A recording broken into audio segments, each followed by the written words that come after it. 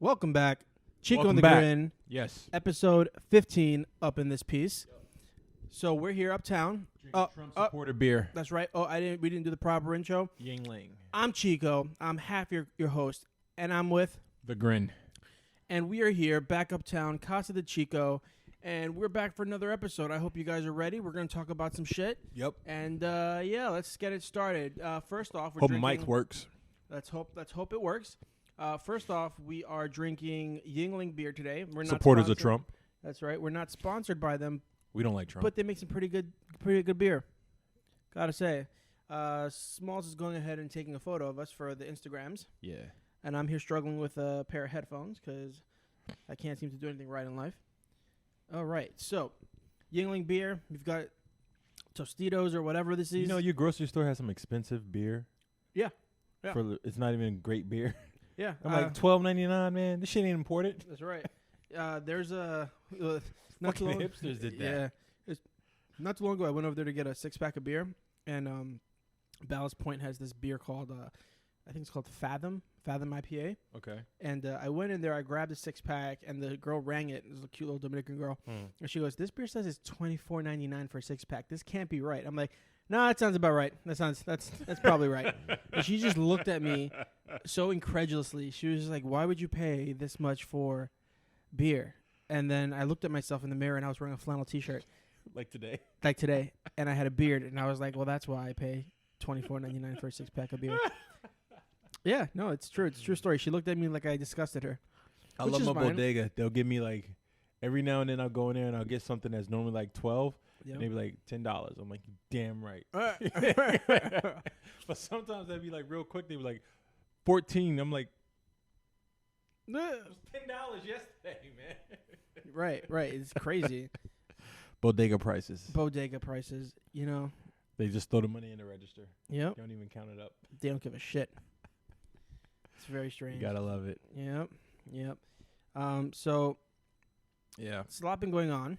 Did we cover? So last time we recorded, it was the day before we went to the art shows in Chelsea. The little gallery Oh opening. yeah. I forgot. Oh man. Yeah. Time fucking flies. Yes, it does. That was a great night. It was a lot of fun. I actually meant to bring the flyers with us because I didn't want to just name drop. Mm-hmm. Oh, speaking of that, I went to recap. I went to Bonfire Radio on Saturday, right? Tell and us about it has a lot to do with the podcast. It was like a potluck meet and greet of sorts with Bonfire Radio out of Brooklyn, broadcasting live from the Vasquez building. You know, I would love for them to be our affiliates one day. But yeah, we went out there. Gomez couldn't make it, so I showed up. I met some people, and we all listened to each individual's podcast, and we all took notes. You know, it was kind of good. We chilled. We had a few drinks and stuff, but everybody was like, it was a very creative environment. Yeah, for you sure. know, but all podcasters, all audio people of all sorts. You know, and then there was one guy there who was actually like an audio engineer for a living. Yeah. And he didn't have a podcast yet, but he wanted to start one. And there was a few people like that in the mix. So they got around to our podcast, and they gave me some feedback. And I was like, okay. Some tips, some pointers. And I want to bring that into our new episodes and stuff. Okay. You know? But one of the tips they talked about, it was like, it's good that the conversation that we have, everybody was enjoying our conversations, believe it or not. Because I'm like, During our conversation? yeah. Oh. So when I tell people about the podcast, I'm like, yo, it's just two guys talking. We don't really talk about anything in particular. We just talk. Right, that's the same way I explain it when I tell You know what I people mean? what we do, yeah. So I'm like, I don't know how they're going to take it. Yeah. But everybody, like, they listened to, and it was a very diverse crowd, you know, like the whole gamut. How many whites? Well, not that diverse, you know, but it was diverse, you know, straight LBGTQ. Yep. You know, just Don't you forget any single acronym. there you go. All right. Right. So it was diverse in that aspect, Okay. right? But not ethnically. Okay. So anyways, we're talking, and then everybody's listening. They're giving feedback on the podcast, which is all good stuff. But one of the things they were talking about is like, yeah, when y'all talking, which is great, y'all bring us in and y'all have these conversations, and they were like, it's like we're peering into your conversations, but you're not giving us all the details. Details? What kind of details do they So want? that's what I was just thinking about when we were talking about going to the galleries in Chelsea. I was like, it's great that we were there, but damn, I didn't bring with me tonight? The notes from the show. The notes from like the episode, not from the little from the galleries. Oh, I'm okay. getting confused. The Okay. notes from the little flyers that I picked up, because I picked up a lot of pamphlets. Okay. There's even one art submission thing that's going on for a gallery down there that I'm gonna submit a piece to. I have to the 31st. Oh yeah, you were telling me about that. So that's gonna be a gallery in Chelsea. So Big time. yeah, so I'm gonna put something together. But yeah, man, that night it was great seeing Bert's mom. What's her first? Teresa Engel. Yeah, her work. Yes. Yeah.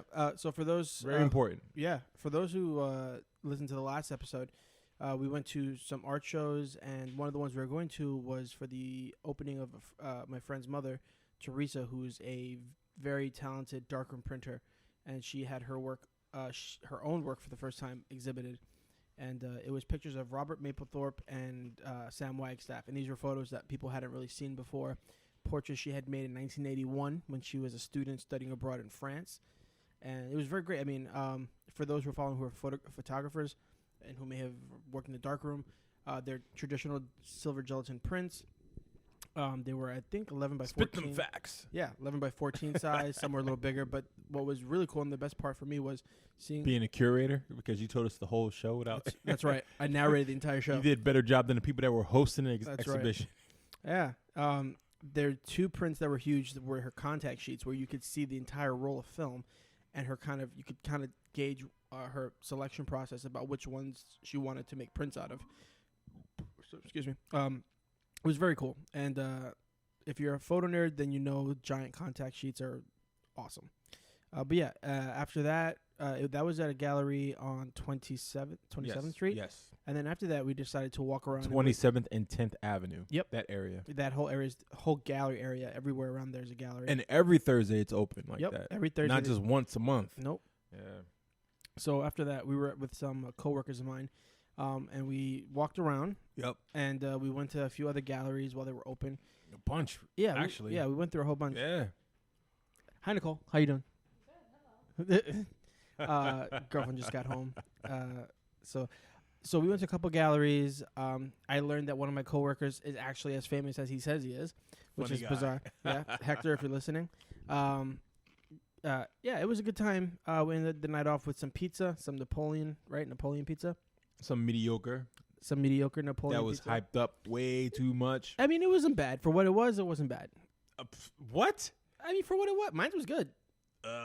Mine was Look, good. man, I ordered from a place uptown called Fumo.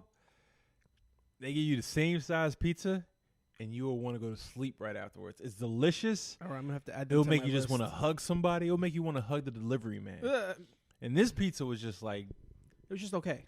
yeah. Okay, that's fair. I mean, the bar itself, the restaurant, Yeah, it was nice. was nice. I like that. It was Yeah. chill. I will go back there just for the ambiance, get like a drink or something. But the food, I'm like, I need a little bit more. I need a little bit more flavor, a little bit more taste to it. That's fair. That's kind fair. of bland. Yeah, no, that's totally fair. That's totally fair. But yeah, it was a good night out. Got some art in. Mm-hmm. Made some new friends in an elevator. Yeah, That was funny. That was hilarious. No, it was a good night. It's a good night. And if you're ever in New York City, or if you're in New York City, Thursday nights, gallery night, go out there to Chelsea and walk around, and you'll find it 27th Street, 28th Street, 26th Street. It's like a good 3 blocks in Yeah. a warehouse district. Mhm. Like literally 3 blocks. Yeah, the closer you get to the West Side Highway, the more Yeah. these you'll see people. 10th just walking Avenue. around. Yeah. Yep, 10th Avenue. It's great. It's a fun time. And there's tons and tons of just places to go. There's wine, and cheese and charcuterie.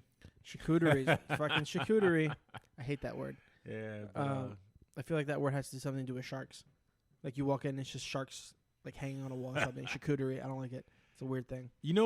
That night is when I like started painting, because it was just like I'll always go through my ticks. I'm like, okay, Yeah. I'm doing this, I'm doing that. I'm always working on something. Mm-hmm. But like being in the galleries and just walking around and just like talk. I've even spoke to a few people, just trying to break out of my shell. Yeah, I noticed that. You're talking to some people at that Yeah. bigger gallery, the one that had the prints on the wall. Yeah, I was like, if I saw somebody, it's like it's the same thing. It's just like if you're picking up a girl, it's like, okay, you lock eyes with a person, just say something like, hey, Yeah, What's that's up? the How you hardest doing? part. That's the hardest part. yeah, and Introducing yourself. it's that's something that I've been working on. So going out that night, I was like, John, talk to people. Yeah.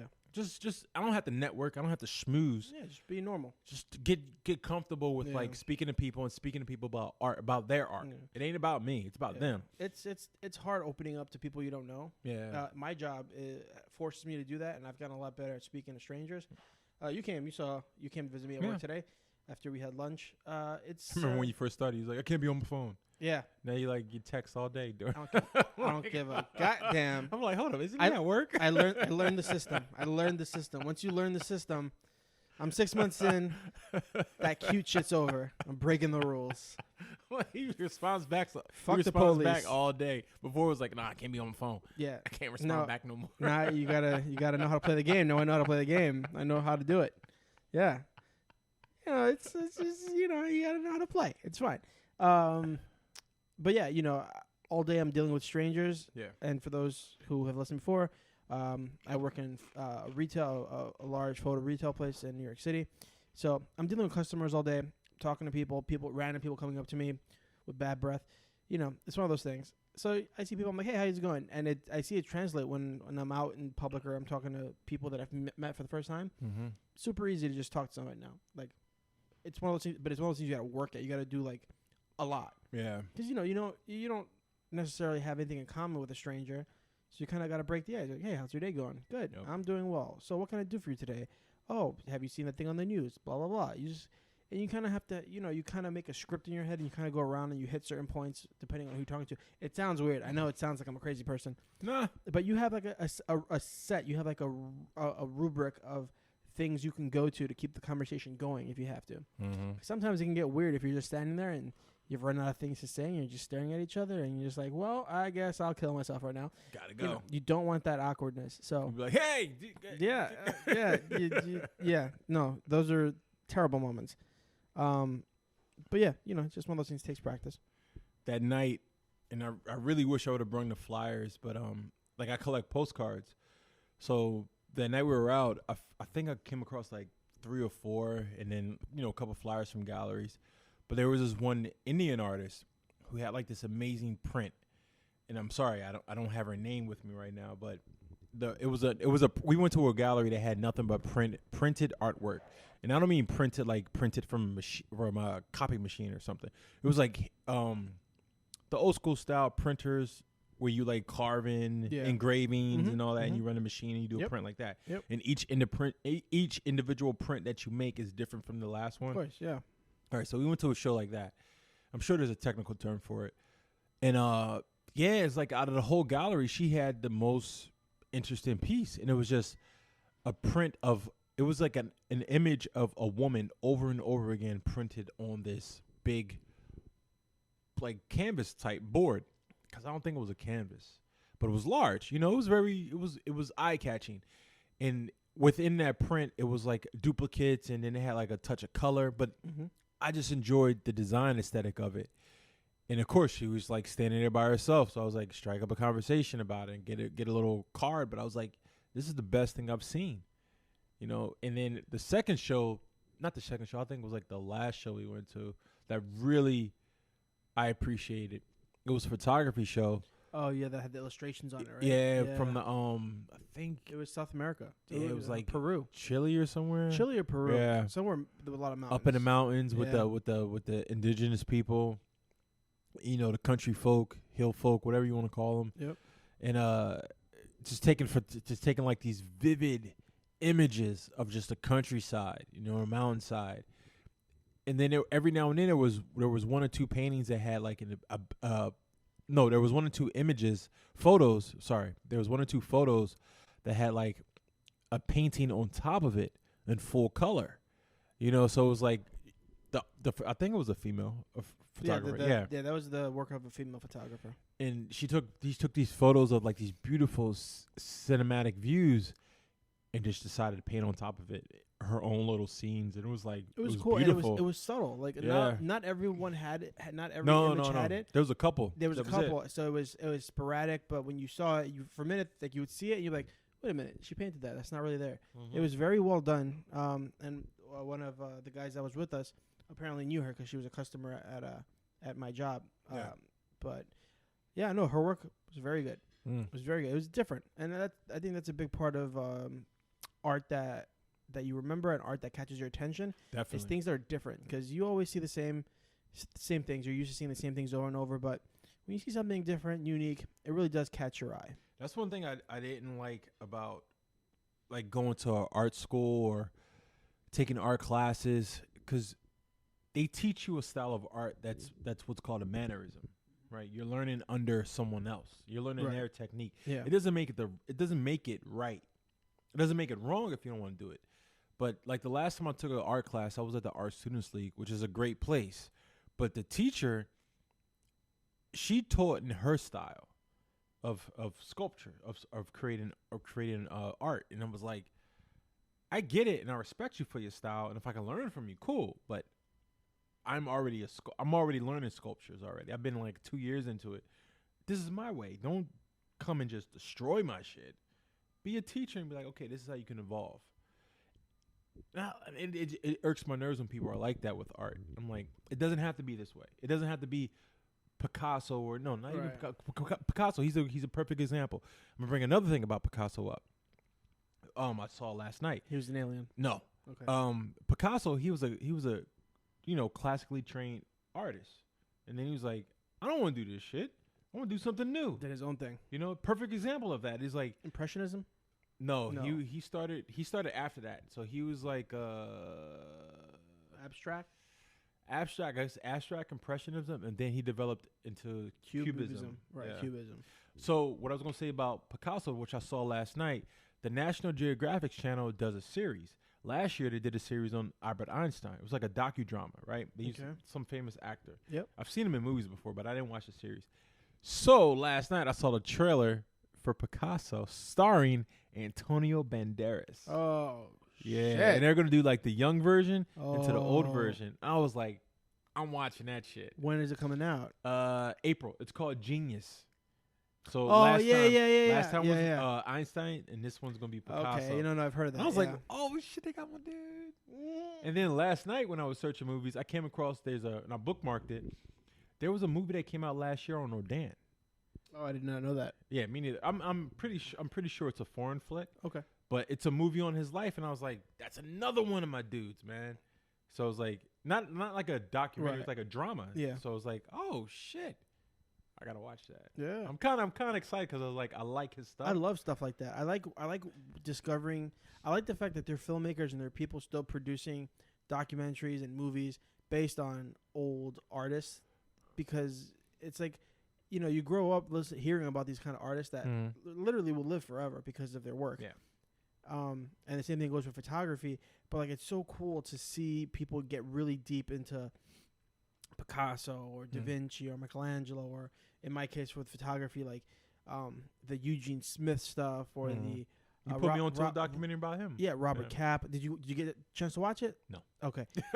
There's a few. I didn't even watch the homeless guy one. Oh yeah, the homeless. homeless. You know what? I couldn't find that one. I ended up every link I saw was broke. I rented it on iTunes for like $3. It was worth it. Like for that stuff, that's fine. You can rent on iTunes? Yeah. I didn't know that. Yeah, you can rent on it. You can buy it or rent it. I just rented it. Yeah. I own Always bootleg. Yeah, listen, it's New York City. If you don't remember getting on the train and buying fucking CDs or DVDs, yeah, of DVDs, course. But the Eugene Smith one, I actually bought on iTunes. I own it. Okay. And it's as the Jazz Loft, as told by Eugene Smith.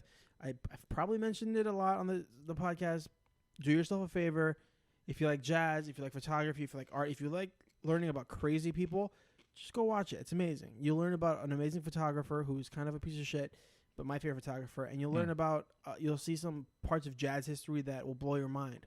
Hall Overton, Thelonious Monk. He's my man. It's amazing. No, you should watch him and Miles Davis. Yep, watch it, and you'll see him and Hall Overton practicing for the really big show they did, I think at Radio City, and it was Thelonious Monk and his band, and they were rehearsing for a big show. And there's a story in there from a drummer. A French horn player. And he was saying, a French horn's not a big jazz instrument. You don't see a lot of French horn players in jazz bands. And he was having trouble keeping up with Thelonious' pace. And Thelonious knew this. He could tell. So whenever they took a break to go smoke and drink, what Thelonious did, and I mean, I don't think I'm ruining the documentary, but it's just a really cool part.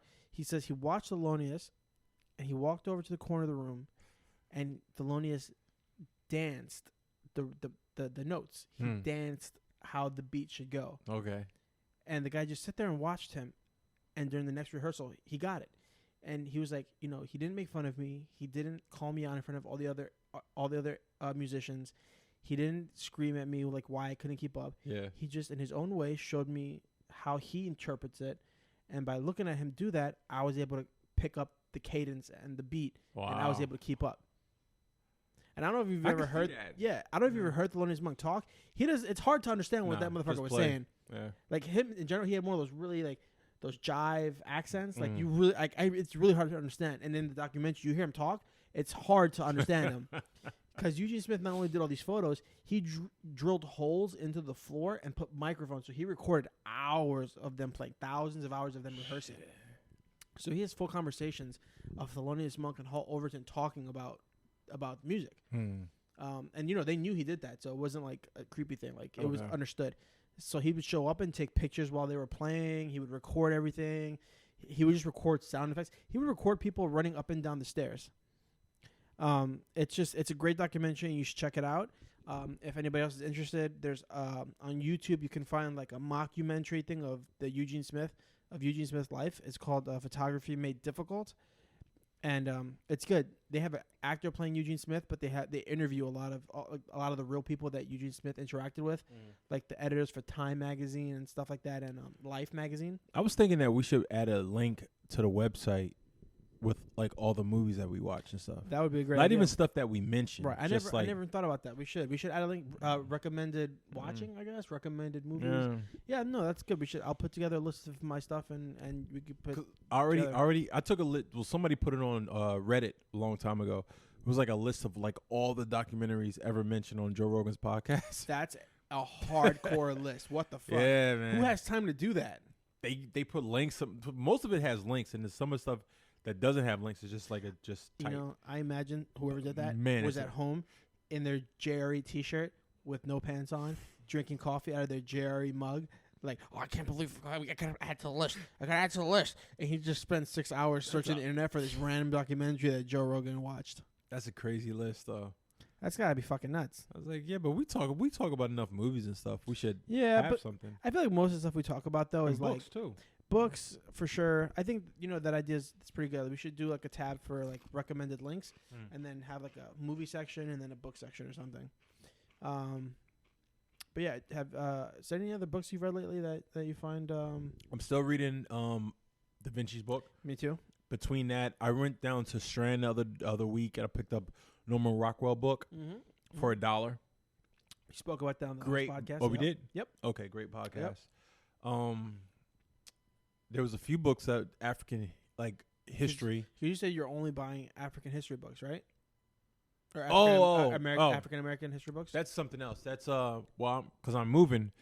So what Gomez is talking about is like I'm moving in the next month. Damn, about a month now.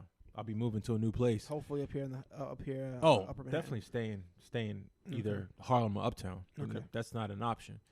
So since I'm moving, I want to consolidate my books. I'm only going to keep African American history, art history, well, just art in general, and design books, and maybe some occult books because I like the occult, and that's about it. Everything else like philosophy, strategy, all that self-help books, all those I'll just download them to my iPad. Man, when I was getting rid of books, it's hard to get rid of books these days. That's why I picked those subjects. The library doesn't accept donations anymore. No. So you either have to throw them out, which I did. I threw out a ton of books. Throw them out, bro. They're or worthless. And then putting them on Craigslist is just a lot of work. I don't got time for that. I did that with my comics a while back. I have a whole bunch of comics at my old place that I need to get rid of. Yeah. If anybody wants some comic books, let me know. Some of them, all my graphic novels, not the individual issues, but my graphic novels. I was like, I'll put them on eBay. I was like, just right. There's only a few graphic novels that I'm gonna hold on to, like The Watchmen and V for Vendetta and stuff like that. The singles that I have though, man, I think some of them are worth some like a little bit, nothing crazy, nothing more than like $100. But I have some issues that are worth some cash. But keep them. Yeah, I don't know. I kind of just want to get rid of them. Put them in a box. Put them in a closet. don't touch them until you have a kid. Put them in a safe deposit box. And when you have a kid, you give them to the kid, and you be like, yo, I want to sell some of these. I've had my comics for years, and I'm like, I'm just sitting on them. And anytime I go to a convention, anything that gets signed, I put it in a little baggie, leave it there. It's not like, a bad idea, yeah. just put it in storage. When I have a kid, then I'll try to sell some shit and be like, yeah, man, you gotta wait. It's not a bad idea.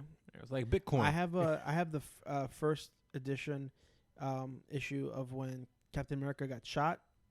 I'll never forget. I bought it. It's the Ed Brubaker. He's on some steps, right? Yeah, it's the issue by Ed Brubaker when he was in charge of Captain America. And I remember I bought it, and now he's a SHIELD agent. Yeah, and I looked at it, and I'm like, huh, this cover looks ominous. And I opened it, and I watched Captain America get shot in the back. I was like, son of a bitch. And they were like, it's the first time Captain America had ever been killed in a comic book. And I was like, oh, my God. So I went on and bought 2 more copies of it, just in case. And I bought the alternate cover because they had an alternate cover as well. I spent like $15 on comic books of the same fucking issue. Right now, it's all about the first editions. Yeah, I have the first edition of that one. That's all that matters. My uncle, way back in the day, had first editions of Thor, Silver Surfer. I have a cousin. I have cousins in Florida, but when I was a kid, they lived in Puerto Rico. Their dad had issue 1 of Spider-Man, of X-Men. He had the first edition, first issue 1. Issue 1. I remember every time I'd come over to Puerto Rico, he'd take him and show me, and I would have like the biggest nerd boner. I'd be like, it'd be. I don't know what happened. I think he sold them because he had brain cancer. And he needed to fund the medicine and stuff and the treatment. So I think he ended up selling them. But I think he got like... Did he survive? Yeah, I think so. Wow. He got like $40,000, I think, for the Spider-Man issue. Shit. $40,000. Imagine for a fucking book. Like when I go to a comic store, which is very rare, most of the time I think I've been to more conventions than I've been to a comic store. And I haven't been to that many conventions. I've been to a lot of comic book stores. But when I go in, just on a whim, I always look for art, rather than a story. I'm like, art, like sculptures. What's that? Like sculptures. What do you mean? Like you go into a comic store and you see like no, like the books. I'm looking at art, because sculptures that'd be like the toys and shit.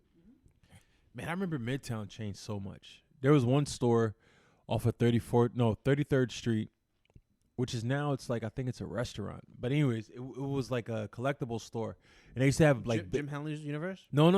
That was the opposite side. Oh. That's more towards Empire State Building. Right. It was right next to Empire State. I'm talking about going towards Penn Station. Oh. Okay. Right, opposite direction. There was a store, and they used to sell like nothing but toys and baseball shit. So they had like all the Upper Deck stuff and the Todd McFarlane toys. But man, I remember when I first saw the Spawn figures from McFarlane. Oh yeah. And they had the clown, and then they had like a big giant Spawn from some cover, and then they had like the regular shit that they would sell everywhere. And there was one where it was like Spawn with these feathers, and I was like, it was just so beautiful that it was a toy, and I bought it. But I remember I would always go into that store and just check out shit. Now it's gone. Nothing ever lasts. There were a lot of places in New York City back in the day. I was a big like collectible card guy, so I played like Magic the Gathering, I played Yu-Gi-Oh, I played Dungeons and Dragons, I played what was it? What's the other one? The Dragon Ball Z. I like cards. Like I'm a sucker for card games. I love it. The collectible aspect. Rolling the dice. Yeah, and there was a place I don't think it's around anymore. I'm pretty sure it's not around. It was called Newground. And it was on the west side of Manhattan. I forget what. To be honest, it's been so long. I want to say it was like on 23rd or 24th Street in Manhattan, and it was in the same building as this martial arts place. They used to have. They had a boxing ring, and they used to do Muay Thai smokers in there. I remember. Forget what it was called. Fight House maybe. I know Fight House. I went there. I saw fights there. Yeah, Fight House. That must have been it. But on the floor above it, it was fucking. That was on 27th. Yes. There was Newground, and you'd go there, and I'd go there for Magic tournaments or whatever Yu-Gi-Oh tournaments. Okay. And it was a comic book shop. It's just one of those places where you can go and be a nerd, and you could be left alone. Like there were tables if you wanted to sit down and play cards. Dungeons and Dragons. They had a video game section. They had computers you could sit down and play, and it's gone. It's one of those places like you can't like those places don't survive. There's only a few places left in New York City where you can really do that. There's a place that came back called Imagination. Imagination? Yeah, it used to be on 30. It used to be on. Was it? I don't think it was like 33rd or 32nd Street. I think 32nd Street was the street. And I remember it because they used to sell video games in there and all the anime stuff, DVDs and stuff, but they used to also sell the art books. Okay. Like all the Japanese art books for the video games. Like you can go to the Japanese bookstore by Bryant Park called Kinokuniya. Kinokuniya, yeah. And you can get all that stuff there. But I remember they were the first store that I saw in New York that was selling that stuff. It was like all the imported stuff. So I was like, oh, you have the Metal Gear Solid book, you know, and I love that book because it was like all brush drawings and shit of like the story, the concept art. Mm-hmm. So I was walking around the other day, like maybe about a month ago at lunchtime, and they opened up again on I believe it's like 38th or 39th in Broadway. So it's like it's a small store, you know, not too big, not too small. And all they have is like figures. That's all they selling now though. It's figures. Awesome. Yeah, but man, it's like you walk in there and you're like, I'm not gonna buy anything because it's just like it's a ridiculous price shit. But man, it's beautiful to see. It's like, yo, you just have a figure for everything. Mm-hmm. Japanese do not fuck around. And the dude, he was like some anime kid. And I asked him a question. He gave me an answer. I was like, man, don't. You work in retail. Don't. Hey, I work in retail. How dare you? Shit. How dare you, John Smalls? Yeah, but you work at a reputable place. This is true. This is true. And I work for The Chosen, so don't fuck with us. There's a place like that on in the East Village too. I think it's called Japan Pop. Mm-hmm. If you go, it's like on First Avenue and Tokyo Pop maybe. That store, that's a toy store. Yeah, it's a toy store. Yeah, I know. And it's all like imported Japanese toys. Yeah, no, I mean there's a few places, like a few cult places left in the city, but not really. Jim Henley's is Jim Henley still around? Did they move? Still around. It's on I believe it went around a corner and down a block, so it's off of 5th, and it's 2 blocks from my job. I'm on 33rd, so it has to be 31st. I want to say. Man, I haven't been and there. 5th. I haven't been there since they moved. It's super small. I mean, the other place super fucking small compared to what it used to be. The place where they used to be was huge. Yeah, it was big. It was a big comic shop, and then they had a basement too, and that's where we used to play Magic. They had a ton of stuff. And now it's super. I don't even know if they even still run Magic tournaments anymore. That was Legends. That's what Legends turned. That's where it took over that spot. That goddamn bar. That bar's such a piece of shit. There's an art store on that same block where Jim Hanley used to be, because I work on that block. It's an art store now they have 50% off because they're changing locations. And that place has been there for like at least 20 years. Fucking rent is too crazy. Yeah, man. They're like, yo, we're closing shop. Everything must go. Unless you're a bar or a restaurant, you can't make enough money to stay open. And they just opened up a brand new building over there. They just gutted this. Like, I've been in this place for about maybe, I don't know, 7-8 months, right? Not too long. Mm-hmm. Maybe longer than that. And I remember they were doing construction on the floor level, and I was like, okay, they're building something. One day I crossed the street, and I just happened to look up, and it was like, God damn. A whole new building? Just a whole new skyrise. I was like, what the fuck is this? Yeah, this city's changing so much. And it's like that. Have you gone to the west side recently around Hudson Yards? Yeah. There's like 30 buildings going. I'm not even exaggerating. Maybe I'm exaggerating a little bit. It's a lot. There's a lot of brand new buildings that are halfway completed that are going up, and those are all going to be like high-rise apartments. It's insane. The whole city's fucking different. I see it as coming. It's gonna join the likes of London and Tokyo, you know, where everything is congested, everything is up. But the good part is that you can't have people living in those residences without accommodations, right? Mm. So that's gonna open up jobs because people want comfort. The problem is like it's going to take away from people who already live in those communities. Yep. They're going to be forced out. But it's like I'm just hoping this pushes the MTA to get better. That's not going to happen because the MTA I just got on this fucking train and I was like, "Oh, this train car is crowded. This one's empty." Let me go in there. Was there a homeless person in there? Dude, this dude. Oh. And he wasn't it was him, his cart, and he was like, I'm gonna sleep on this whole thing with my shit, and y'all ain't gonna do nothing. And everybody's just looking at each other like, fuck. Because it was express, so they skip stops. Yeah. It's like, God damn it. Fuck. Did he smell that bad? Yeah. And I was like, as soon as I got the next stop, I was just like, just change. Man, there was a guy on the train not too long ago. I got on there. Typically, if it's not that brutal, I'll just suck it up. And I was going to work, and it's only like a 30-minute ride. So I was like, yeah. It smelled so bad that after 2 minutes from going from 200th to 190, I dry heaved. And when I got to the next train station, I had to move to the next car. I felt like I smelled that bad the entire day. I felt like it was in my nose. It was in my nose hairs. I got on a train earlier, and I noticed like when I got on, it was like people were over on this side, on the right side, and on the left side was like kind of empty. Like it was only a few people, and I was like, "What the fuck?" So the whole time my paranoia kicked in. Like, did the bum sleep? Because everybody's looking at me, and I'm like, I know they're looking at me because I'm looking at them. Did you sit in the bum seat? Did you ever think about that? That's what I was wondering. Sitting in the bum so seat. I was like, shit. Oh shit, no. What am I doing? Oh no. That's one of my biggest fears. You know how many times I've been on a train and I was see he here, or was he standing over here, or was he here? You ever ask somebody if you're sitting in the bum seat and they look at you like you're crazy? So you know how many times I've seen somebody, a bum, sitting on a seat, get up, and then somebody sits in their seat, and I look at them like this. I'm like, you don't know you're sitting in the bum seat.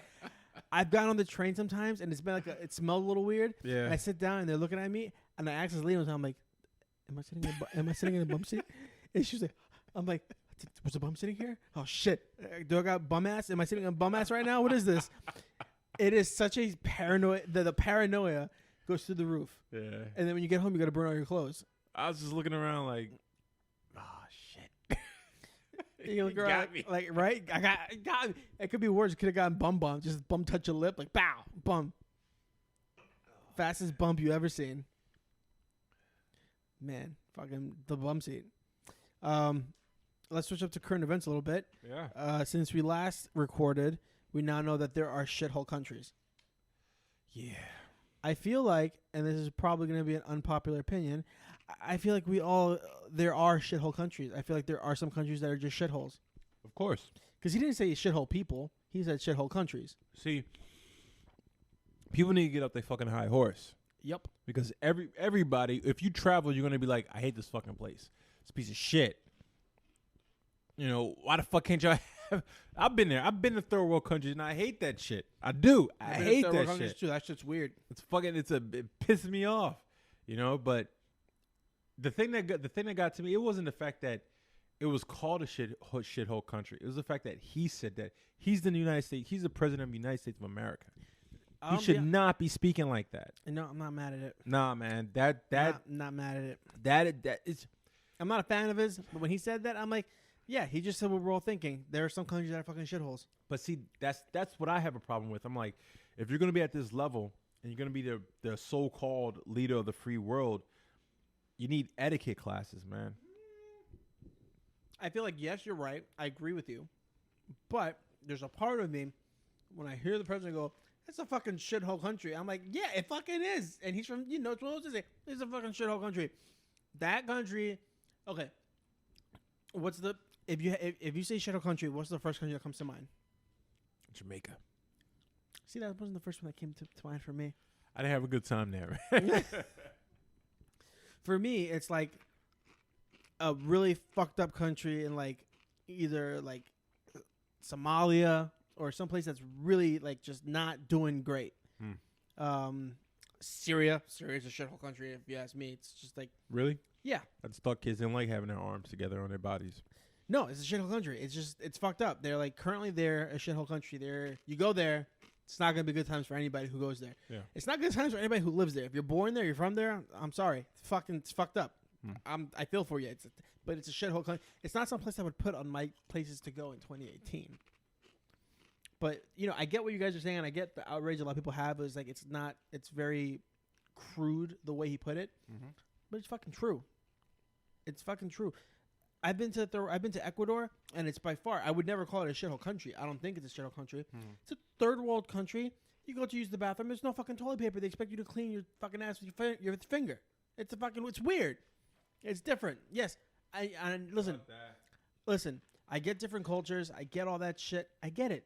I had to take off my shirt. They're like, where's your shirt at? I had to wipe my ass. Yeah. Right? Where's your shirt? Where's your socks? I left my socks in the toilet. You just start ripping pieces of your shirt. Right. What's wrong with you? Right. It's just one of those things. You just gotta fucking. My girlfriend's giving me the only look right now. What happened? Toilet paper is a luxury. Exactly. You don't go shitting in every toilet, public toilet in countries up anywhere. That's right. Third world countries, shithole countries have shithole toilets, and you can't shit in every toilet. Is this being spoiled because I'm from the United States? Absolutely. Listen, I like to have toilet paper at the ready when I need to wipe my ass. Now, does that mean that the people who live in these countries are terrible? No, of course not. But there's a standard of luxury and of living, and we have the privilege of living in a country where if we stop in at a public restaurant, a public bathroom, more than likely we'll have toilet paper. We'll probably have a ton of roaches, and there might be some shit smear on the wall. Or a syringe. But we'll have toilet paper. So, yeah, but there are some countries that are just fucked up. And I think it's weird that people are getting so bent out of shape. And then you know, you look at the opposite end of the spectrum, and these people, like, with this whole deportation thing of dreamers or whatever. Oh, we can't send these people back to this country. It's terrible. There's violence. Blah, blah, blah. Yeah, those are shithole countries. It's a shithole place to live. Like El Salvador. Sending people back to El Salvador, that's a fucking violent motherfucking place. Yep. I don't want to go to El Salvador. Nope. They make great food. I don't want to go there. It's a fucking shithole country. I'm not going there. So when you're saying we can't deport these people because we're sending them to terrible places, yeah, we're sending them to shithole fucking countries. What the fuck? Just fucking, if you're going to say it, say it. Don't fucking pussyfoot around it because you're afraid to hurt feelings. Your feelings don't matter. Unfortunately, I'm sorry to tell you. That's the world that we live in. Everybody's feelings matter. No feelings matter. Just like no lives matter. That's the true equality. 0 lives matter. Which is why I don't protest. Which is why I don't march. Which is why I don't boycott. I just take my money and I control it as much as I can.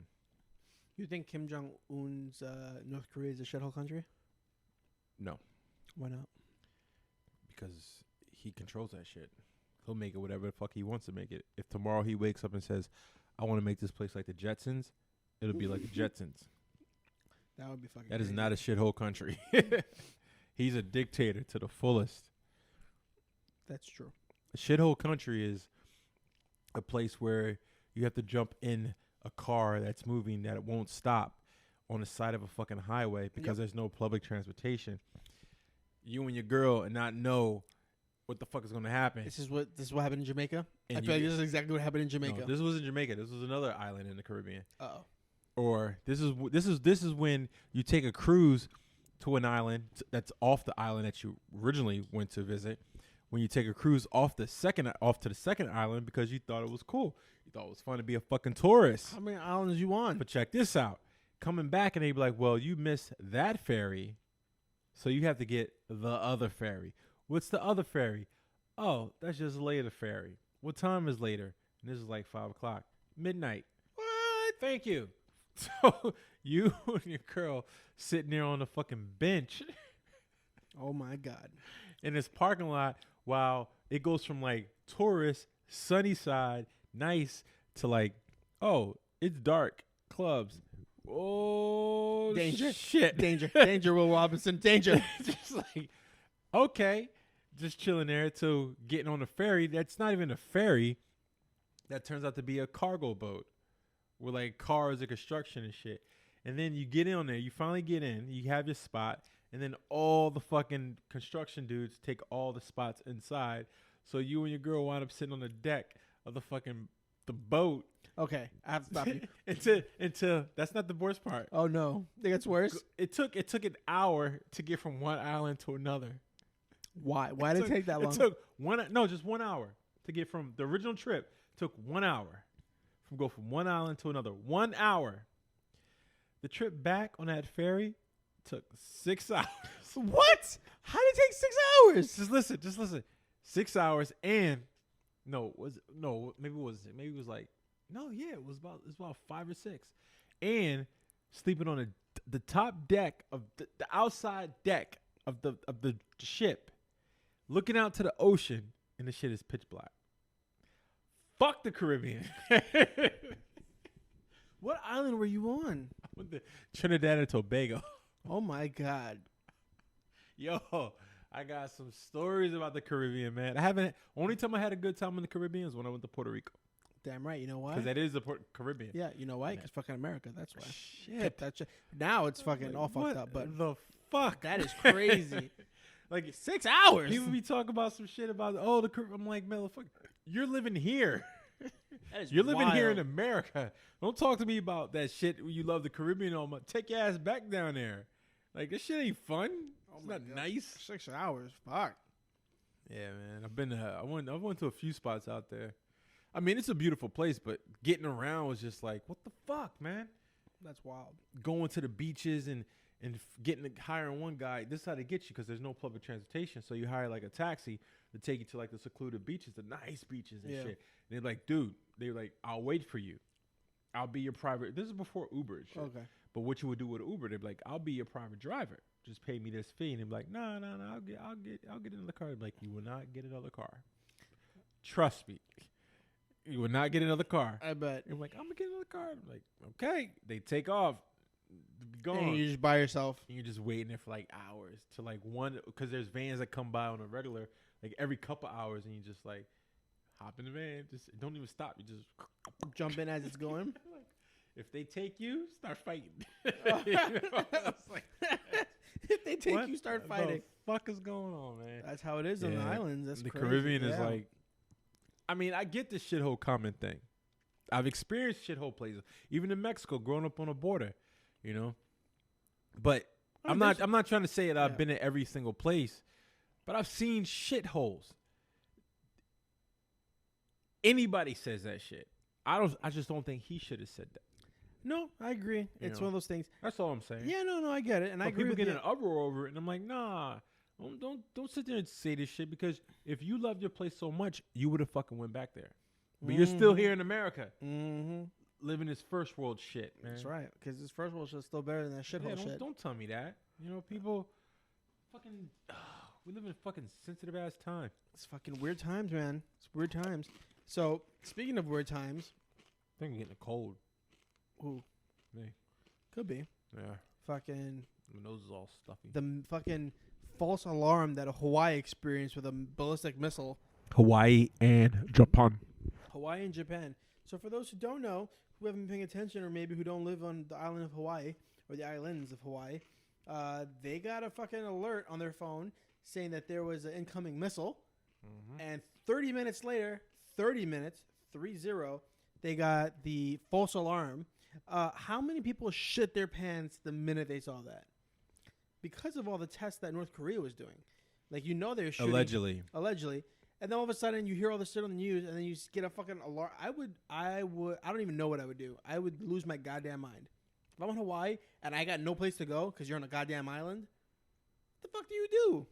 I saw videotapes of people running. I'm like, where you gonna run Where are to? they running? If you're not in a bomb shelter, you're fucked. Even if you're in a bomb shelter on Hawaii, you're still fucked. But what about Japan and their false alarm? Yeah, that's weird that a country like Japan would have a weird false alarm like that. Or how come there's 5 fail safes before you even cause alarm? And so they they- all got triggered. So they bypass 5. Uh-huh. They bypass 5 fail safes to get to this alarm. That it was all of a sudden a human error. That can't happen. It can't happen. Somebody pressed the fucking wrong button during a shift So of change. course I was looking at, all of alternative media and stuff like that, and all the so-called the new snoops out there, and I came across 2 people who had something very interesting to say, and they were both saying that if something was falling from the sky that looked like a missile, then of course people would say we're under attack from North Korea. That's perfectly logical, right? Now, if that thing was coming from the sky, decided to slow down or crash, and they found out it wasn't a missile, then they would have no other choice but to say it was a mistake, which also makes sense. But to sit there and say like, okay, we're gonna cause this alarm in 2 countries for a mistake was bullshit. It's bullshit. Now, I don't want to sit there and go down a rabbit hole, but in the past few months, UFO sightings have been up a lot. it's something to think about. Not only have UFO sightings been up a lot, but they've launched a lot of private satellites into the sky. SpaceX, allegedly, was one of the biggest ones that people saw. However, if it was so important for SpaceX to do this launch, how come they didn't tell anybody ahead of time? How come they waited till after the fact? How come SpaceX also launched another satellite with information that said they're putting up there to communicate it with other people? Like, who's the other people? Very strange times, ladies Like, and gentlemen. this is information that's out there. Just like, how come all these private companies are partnering with government agencies around the world to launch satellites into space? Like, for what? What are you monitoring? Private space program. There's over 2,000 satellites in the sky right now. 2,000 over. So, what's up? Something's not right. That's all I'm saying. I don't have the fucking answers. Something's afoot. But Between the SpaceX it doesn't launch make that sense. freaked everybody out, and then this shit happening. Same thing, just like the Vegas shooting. It doesn't make sense. Well, there were some developments on that. Did you hear anything about that? Yeah, it was multiple shooters. Well, they didn't confirm that. No, but they was like, that's their theory. It was like, it has to be multiple shooters. Yeah. And that was the latest thing that came out about it. Yeah. It was like, when was that? Like a couple weeks ago. Something like that. It was like Yeah. a week or two ago. Yeah. But yeah, fucking, what would you do? Let us know. Send us a message. And I like, again, I've said this before. I don't like the term conspiracy theory, but I don't know what else to call it. My thing is like this. I'm not saying aliens fucking built this planet or none of that. I'm not saying that. I'm not saying that aliens are on Mars or whatever. None of that shit. I'm just saying, like, when you look at something and it doesn't make sense to you, you got to dig for answers, right? Right. So if the answers that you're coming up with all lead to space, Mm-hmm. something's up in space. Right. If everything is all of a sudden happening around these dates, and what's going on mostly in these dates is people heading towards space, doing experiments in space, launching objects in space, there's a reason for it. It's not a coincidence. Right. Something is going on. All I can do is just read and look for shit, I can't prove it either way, so it really doesn't matter, but it's just like something's not right. I agree. Yeah. When I think about stuff like that's going on, I mean, it's real easy to fall down that rabbit hole. I don't. I stop myself. Yeah, do you? I don't know. You just get carried away. No, I think I used to get carried away. I still get carried away. Have you seen? Speaking of getting carried away, have you seen that new show, the JFK Files or whatever, that from the same people who are doing Hunting Hitler? No, Have you seen Hunting Hitler? I saw it. You don't like it? I saw what they had, the prequel for the new season. It's like I'm a big fan of Hunting Hitler. They've pretty much been able to prove that Hitler got out of fucking Germany. I didn't need to watch that show to tell me that. I did. Why? I mean, I figured he got out, but the whole show is based around the newly declassified FBI You know why I stuff. thought he got out? Even before I even studied Why? World War II? Common sense. You mean to tell me that Yeah. that motherfucker is that powerful? Yeah, that he didn't have And a he's gonna backup plan. People like that don't kill themselves. Yeah. But You know what I'm saying? Right. Like, oh, he killed. No, people like that don't kill themselves. it's true. They And- have an out. Yeah, I always found that weird that when I learned that in school that he killed himself with Ava Braun. But watching that show and looking at Like, the come on. declassified stuff, especially with like the intelligence from the Russians, because the Russians got to the body in the bunker before the Americans did. Yeah. So the Russians have the bones. What about the guy that died in prison in Russia? Yeah. Which guy? I was listening to this on I think it was the Higher Side chat, and forgive me for not remembering his name, but the guy, it was like an actual prisoner that they had like for war crimes. But the thing was, they always kept him segregated from all the other Oh, prisoners. interesting. Right? And he was a Nazi. He was confirmed. He had his own medical staff and all this stuff, and he died. I think it was like when he was like very old age, but he also strangled himself. Huh. It's a very strange the way he died. And there was also like a lot of gaps in the story too. So they don't really know if he was either somebody finally killed him or he actually Killed himself. killed himself. But one of the theories about it was like that he was the true Hitler. Hmm. And at I'm sorry. I'm mixing that up. He wasn't Hitler. He was Hitler's, I think he was Hitler's number 2. Himmler? That's what it was. And it was like, they were saying, because Yeah. Ooh. Yes, that's the story. I'm sorry because it was like I heard it a few weeks ago. So the guy was supposed to be like Hitler's number 2 or something like that, right? So he was going all over the world, going to all these different places, doing all these experiments. He was responsible for a lot of hate or like horrific shit. So one of the theories that they had was like after he came back from one trip, he was always different, right? He was like something was just different about him. So the guy that they caught and have locked up in prison, they said the original dude escaped. Wait, fuck, no. You know what? I'm fucking this up. I'm going to say a bunch of shit. I'm going to get the story wrong. I need to listen to it again before I quote it. It's a good story, though. It's a very good story, man. It was on a Higher Side Chat podcast. I'll listen to it.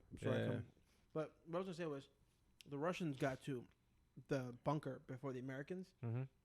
And the bones that they took out of the pit or whatever, wherever Hitler allegedly committed suicide, they have the bones, and they examined the bones, and the bones were all female bones. So it was Eva Braun, not Hitler. They never just recovered any male bones. Mm-hmm. And in the Hunting Hitler show, they trace the entire escape route that Hitler would have had, because they said the same thing. They're like, somebody this powerful and who's so neurotic would have had multiple escape routes. Mm-hmm. And they were very, very close to proving that he escaped Berlin through a secret passage that led to an airway, flew down to Canary Islands where the Germans and the Spaniards had kind of a thing going on, because they found a German U-boat supply spot in the Canary Islands in the show. And they take you and they show you. He boarded a U-boat in the Canary Islands and took the U-boat down to South America, landed in Argentina, went into the rainforest, and they found some structures in the rainforest where they found Nazi coins. They dug them up and they found them. Wow. There's a whole archaeologist thing there going on where people are digging in because it's like these houses. They built houses in the middle of the jungle, brick houses, and a lot of the rooms were very quote unquote fancy. Okay. Tile floor in the middle of the fucking jungle, and why would you build something this ornate in the middle of the rainforest? Yeah. Because you're housing somebody of very high value, and then the house itself was protected with very military style. Surveillance platforms. It was a very protected area. Okay. And they're like, this would only be built by somebody or for somebody who's very important. So where'd they go after that? That's what they're trying to put together. And there's all these little towns that they found in South America that were Nazi sympathizers. They found a whole town in Argentina that was that was created by Germans. And they found a school, and they went into the school that was abandoned, and they found Nazi memorabilia everywhere. And the school had been closed since the late 40s. So they find all this evidence of Nazis, of eyewitness reports.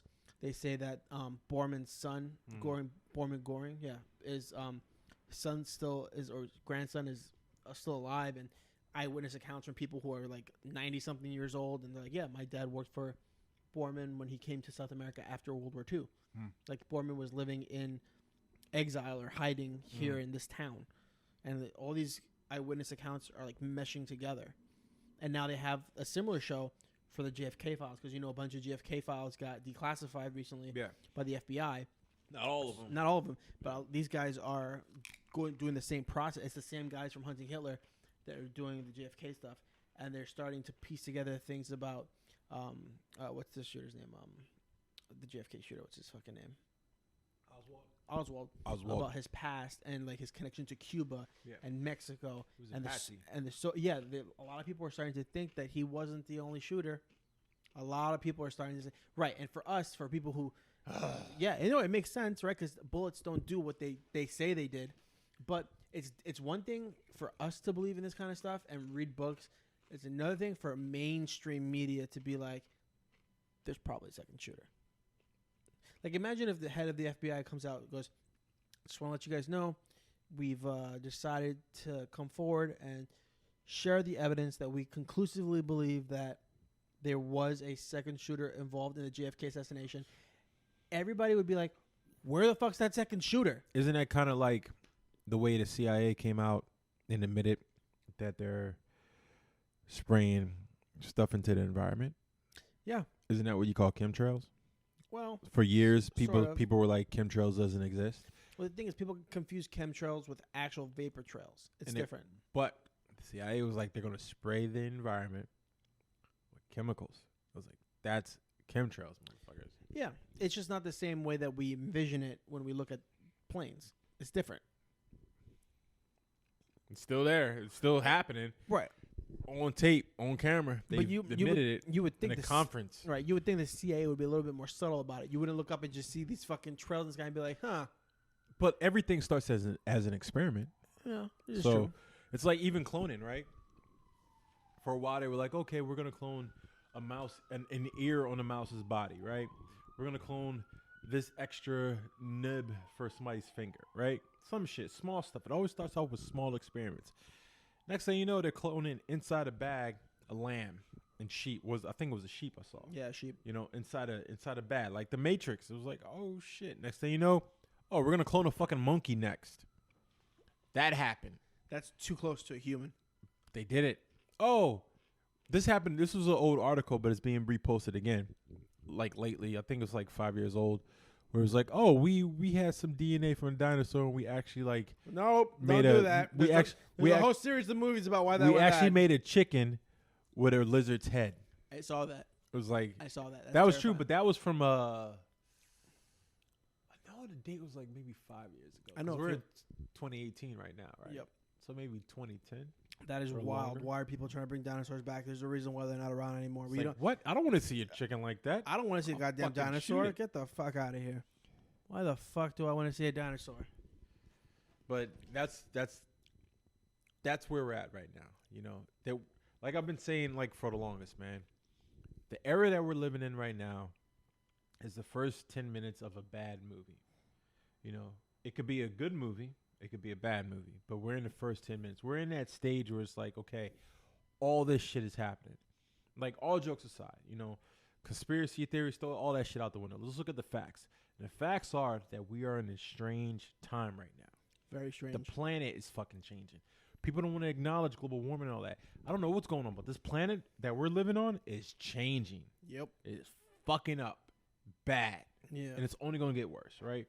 Society is falling. It's crumbling. Society itself all over the globe is falling. The birth rate is down in a lot of populations.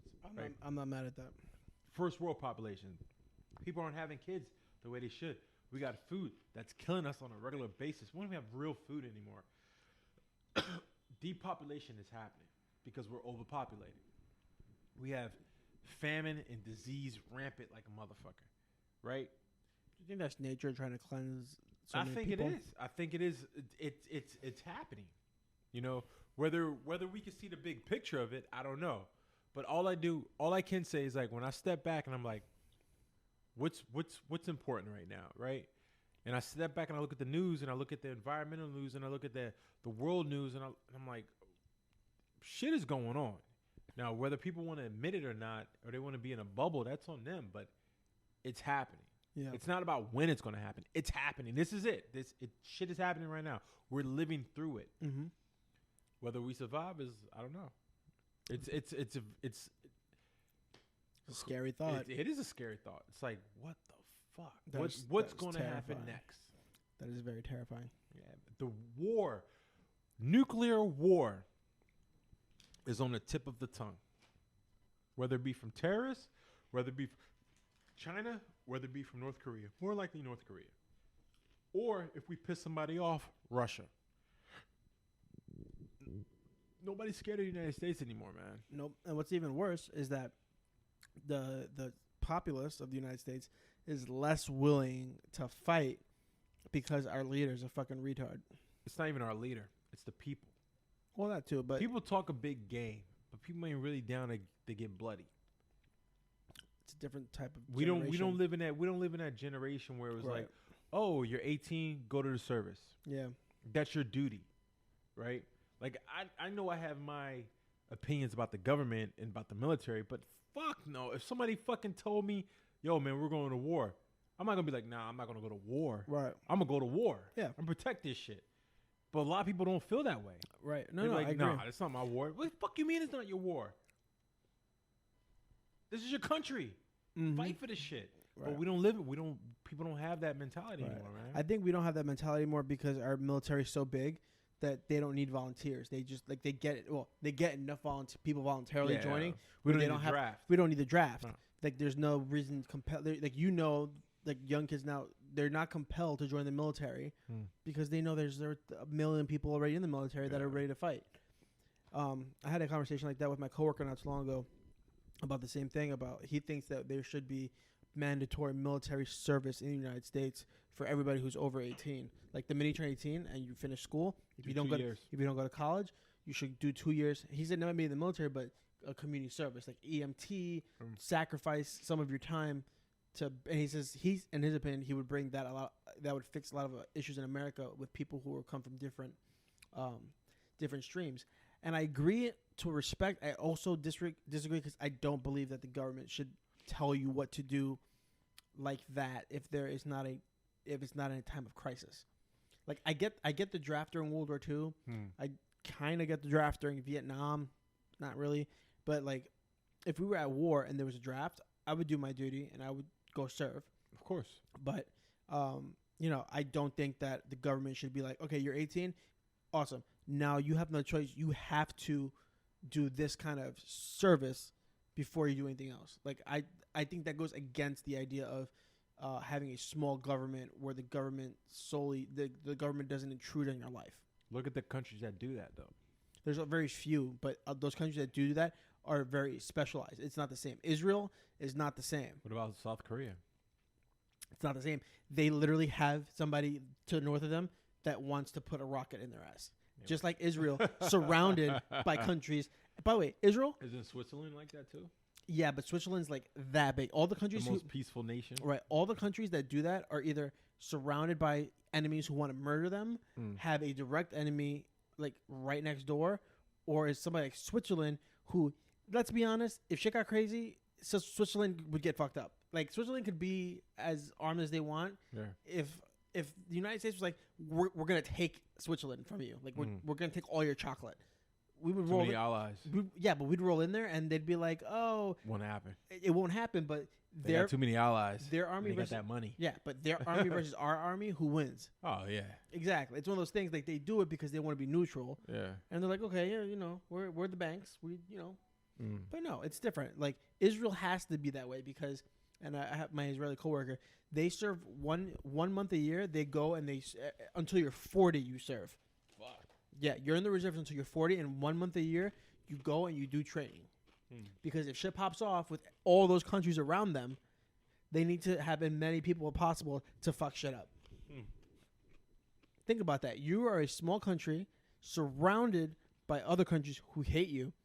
So you've created a population of people in your country until they're 40 years old are ready to fucking get crazy. At any moment in time, they're like, you want to get crazy? Let's fucking get crazy. Think about that. Yeah. But the United States has no reason to be in that mentality. We got Canada to the north. We got Mexico to the south. And there's no country on either side. Look, if we go towards the Atlantic, we hit the UK, and they're our homies. If we go to the Pacific, we hit Japan. And those are our homies. For now. Right. But there's no one around us that's going to threaten us. No. Right? The last thing you want to do is try to invade America. How are you going to invade America? It's too big. And it takes too long to get here. Yeah, and we got too many guns. We got too many fucking crazy people here. So it's one of those things, like, it's a different mentality. Like, I get the idea of fostering a connection of people in the country by doing mandatory service. And I'm not 100% opposed to it. But we need that. We do. This country's too fucking divided. But I don't like the idea of government being like that involved in my life. So how would you fix it though? I don't know. I don't have all the answers. Because I signed up for selective service. 18. You're supposed to. Yeah. I don't know if you. I guess you're still supposed to, right? No. Did they? I mean, you don't have to. You should. Really? I'm the only son. So. I remember when I turned 18, my dad was like, "You have to go to the post office and do selective service shit." I'm like, "Really?" He goes, "Yeah." I was like, "All right." So I went and I did it. Yeah, I'm the only son. They were like, "You don't have to." Oh, there's that rule, right? Yeah. If you're the only son, or if you're one only son, that's the only one I know. Yeah, that's an old-fashioned rule. That's a very interesting. So you got to carry on a name. Yeah, that's weird. That's very sexist. Probably ain't like that now. Yeah, no, probably not. Somebody boycotted and said, "No, I want to be the only woman." Yeah, probably. Whatever. But yeah, I mean, it's one of those things. I get it, but I don't think the government should be that involved in my life. Like I said, if push comes to shove and we need another draft, and they call me, I'm going. I'm doing my service. There was this thing down from another artist. He posted on Instagram today how his son, I think he has a son or his child or whatever, can't graduate high school. And this is like a law that they enforce unless the parents disclose their financial information. So he put online, he's like, there's no way in hell I'm going to tell you my financial history and all this shit. He right? fucking loaded, B. Right? But check it. He was like, yeah, so the guidance counselor said some shit to his son. And he was like, well, I told some shit to the guidance counselor because just because they enforce that law, there's also a paper that says you could deny that. But they don't tell you that shit. And he put that in his comment. And I was like, that's fucking insane that your child won't graduate unless you give them your financial history. That's insane. Why? It's What like- would they possibly need that I for? have no idea. It was like a FSFH or some shit. I never recognized the document, but I read what he put because it was just he took a screenshot of like the email, and I was like, "What the hell is this?" That's so And bizarre. I read it, and I was like, "Wow." See, that's the kind of shit I'm talking about. That's kind of government shit. Whether it's Bitcoin, local, man. whether it's local or federal, like, why do you need to know? Bitcoin, That shit's crazy, cryptocurrency. man. Already puts them in. We are in some fucking weird times. I'm like, I'm ready to get the fuck out. Fuck. If this coin goes off, I'm like, I'm out. I'll disappear. about, Where's to, John? I'm like, about to be coin rich. And I'll be left here with the podcast, not I'll doing. be gone. Smalls will be calling in for the podcast from a remote location somewhere in the mountains. Like, yep, I got out of the States, man. I'm living on somewhere, not on a fucking island. He's gonna be in fucking Trinidad and Tobago, taking his 6-hour fucking cruise. I'd be gone. And she's like, yo, what happened to him? Like, he's off the grid. Oh god, Never again. You would never see me again, man. that's funny. Anything else? Anything else you want to talk about before we wrap up? Nah, I think that's it. I mean, we didn't really talk about too much today. No, but we talked about some good quality stuff. We spent some time talking about art, current Yeah. events. Anything you want to mention before we sign off? Nope. All right. Well, as usual, folks, thank you for joining us. Feel free to comment on our performance. Send us an email. Like, share, subscribe. Like, share, and subscribe. ChicoandtheGrin@gmail.com. You can Yep. find us on Chico and the Grin on Instagram, Facebook, and Twitter. Mostly Instagram. Mostly Instagram. Please share your opinions. Connect with us. We'd love to hear from you. Please leave us a rating on iTunes or Google Music or Google Play. Any place where you listen to podcasts and you can leave a review, please do so. It helps us a ton. So that's it for episode 15. I'm half your host, Chico. And I'm the guy called the Grin. We'll see you later. Peace. Why the fuck I say it like that? I don't know, but I like it. Bye.